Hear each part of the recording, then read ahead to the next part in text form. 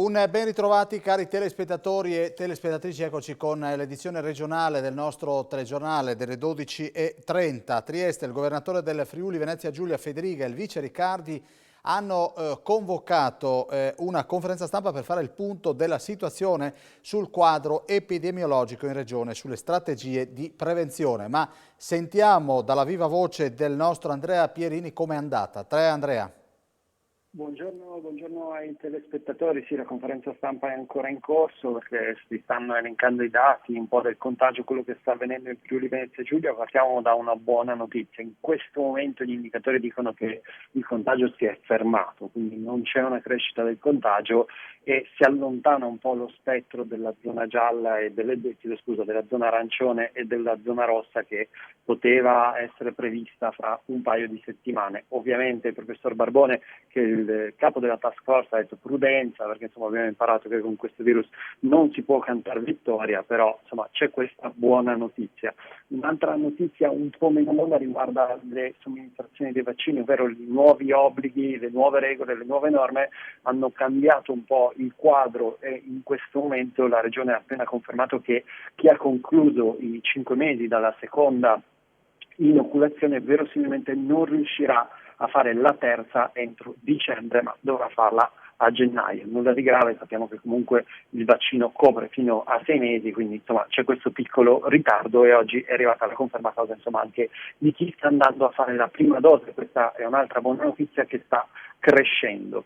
Tanti numeri, tanti dati che riassumeremo ovviamente nei telegiornali di questa sera. Siamo anche in attesa che parli il Presidente della Regione Massimiliano Federiga, che ha solo introdotto la conferenza stampa. Quindi se non ci sono domande da studio io ti restituirei la linea. Andrea Pierini, sono stati riaperti oggi in tutta la regione alcuni mini hub vaccinali per far fronte all'aumento delle richieste per la terza dose. Siamo andati a Palmanova, o meglio ci è andato il nostro Davide Vicedomini, dove anche il sindaco Giuseppe Tellini è in prima linea per la somministrazione.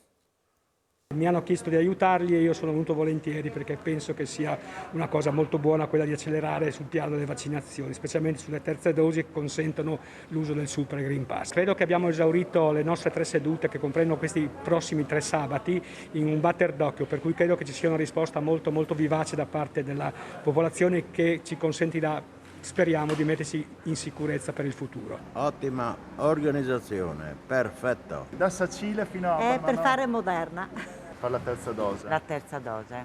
Quindi si sente tutelata, proprio per convenzione, per la mia salute, la salute dei miei familiari e di tutte le altre persone. 4, 5, 6, basta che non mi facciano il tampone. Qual è l'aiuto che dà la protezione civile?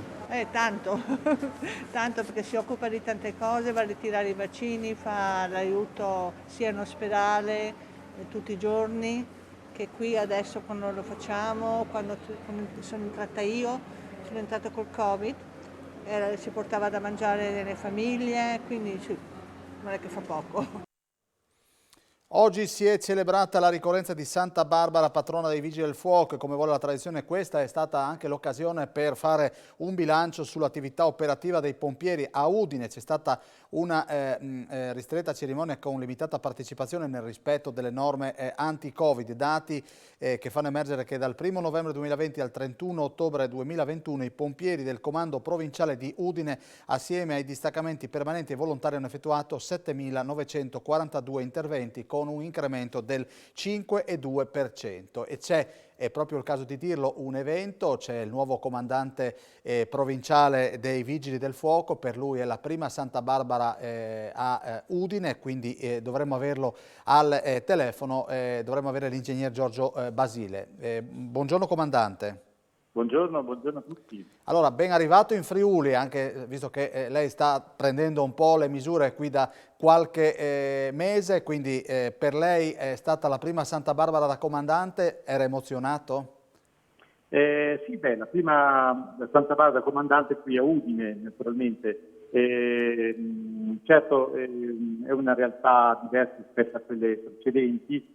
Purtroppo ovviamente è stata determinante la situazione pandemica, come avete già detto prima, che ha coinvolto non solo la celebrazione a Santa Barbara, che è stata rigorosamente sobria, ma ovviamente anche l'attività di tutta la società e quindi anche di Vigili del Fuoco.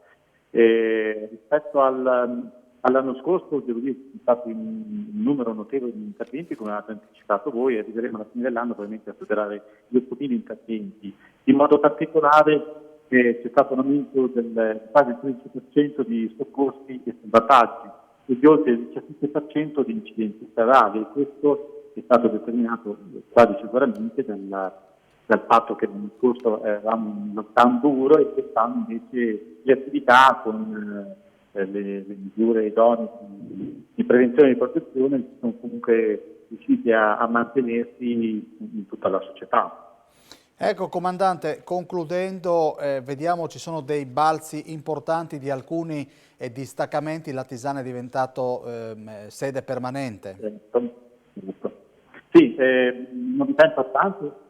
Sicuramente dal 1° marzo la Tisana è diventata da volontario a permanente, quindi la presenza dello Stato è fortemente determinante anche con questo passaggio. Adesso comunque vale un protocollo d'intesa del Comune di Lignano, stiamo procedendo speditamente anche all'attivazione dell'amministramento del distaccamento dei vigili del fuoco volontari presso il Comune di Lignano Sabbiadoro, che è importante in quanto è uno dei comuni che ha un spazio enorme tra l'estate e tra l'inverno e l'estate con di presenza, quindi più presenze ci sono, quindi più rischio c'è, quindi la presenza di un ente che si occupa di soccorso cittadino deve essere a un livello superiore. Ecco. Comandante, grazie e buon lavoro. Ringrazio voi, buona giornata a tutti. La polizia locale del comune di Reana del Roiale ha pizzicato una cooperativa sociale con sede operativa a Udine mentre eseguiva un trasporto irregolare di rifiuti a seguito di diverse segnalazioni pervenute dalla cittadinanza riguardanti l'abbandono e il deposito incontrollato di rifiuti. La polizia ha avviato una serie di controlli. Nell'ambito di questi monitoraggi è stato fermato e sottoposto ad accertamenti un autocarro carico di elementi d'arredo non più utilizzabili. La scrupolosità degli operatori ha permesso di approfondire il controllo e riscontrare che il conducente, dipendente della cooperativa, non era in grado di esibire il formulario di identificazione dei rifiuti. La violazione è stata contestata sia alla cooperativa sia al committente dei lavori, nonché produttore dei rifiuti, per un totale di 6.400 euro. Un gioielliere di Trieste della gioielleria Cepac di via Udine, nella zona della stazione, è stato rapinato. I malviventi lo hanno immobilizzato i polsi con delle fascette da elettricista e hanno sottratto preziosi monili per un valore di circa 20.000 euro. Indaga la squadra mobile della Polizia di Stato della Questura di Trieste. Si è conclusa l'operazione Delta del Po, coordinata dal reparto operativo sezione operativa antibracconaggio e reati in danno degli animali del raggruppamento CITES, con il supporto dei nuclei dei carabinieri CITES di Venezia, Verona e Trieste e la collaborazione delle associazioni CAPS e LIPU per reprimere fenomeni di bracconaggio nel Delta del Po e nella Laguna di Grado, i cui territori ricadono all'interno della rete Natura 2000. Queste aree sono tra le più importanti zone umide a livello internazionale per la conservazione degli uccelli acquatici, dove dopo lunghe rotte migratorie sostano, si riproducono e svernano.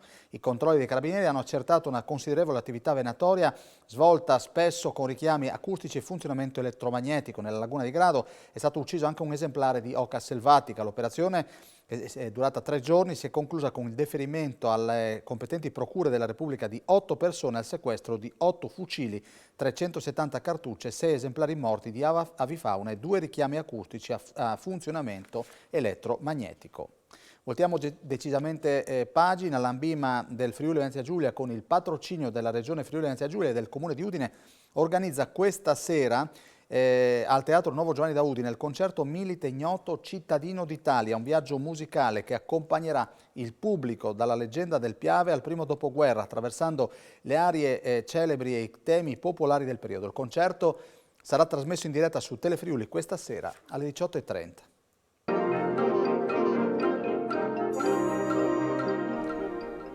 Sabato 4 dicembre a partire dalle 18:30 Telefriuli trasmetterà in diretta dal Teatro Nuovo Giovanni da Udine il concerto Milite Ignoto cittadino d'Italia della banda giovanile regionale Ambima FVG diretta dal maestro Marco Sommadossi.